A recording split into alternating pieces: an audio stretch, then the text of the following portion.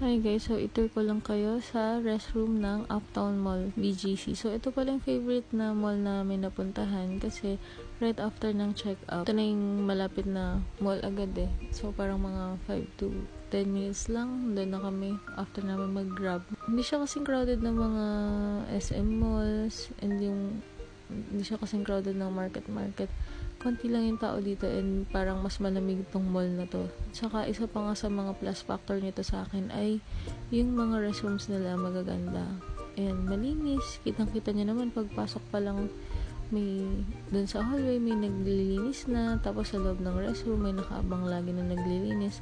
Tapos yan, may available na toilet paper lagi. Tapos yan, yung mismong bowl, malinis siya, diba? Tapos yung pang flush na sa taas, hindi siya yung inaapakan. So, ayun, tapos mga automatic na sensor may automatic sensor yung hand soap dispenser nila, and yung faucet, automatic rin siya. Then, may paper towel lagi, na pang tuyo. Kaya alam niyo ba, nalaman ko na nung nursing kasi ko, nung nagtatrabaho pa ako as nurse, pwede mo palang matuyo yung kamay mo gamit lang yung dalawang tissue. Oo, may technique.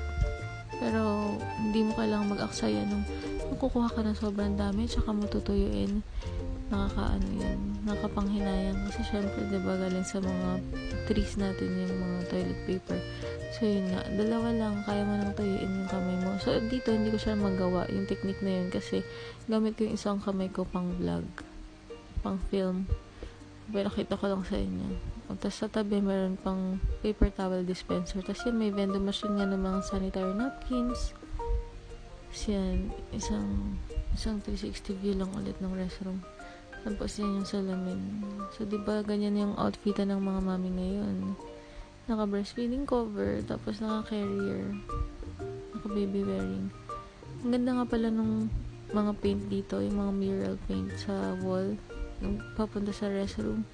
I wonder kung sino sa mga artist friends ng hubby kong gumawa niyan. Ang lamig lang sa mata, diba?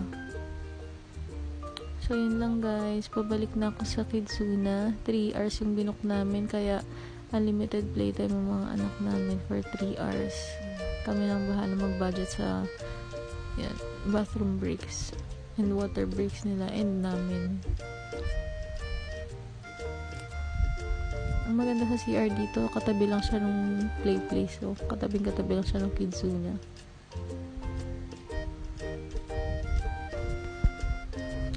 Yun lang guys. Thank you for watching. Balik na ako.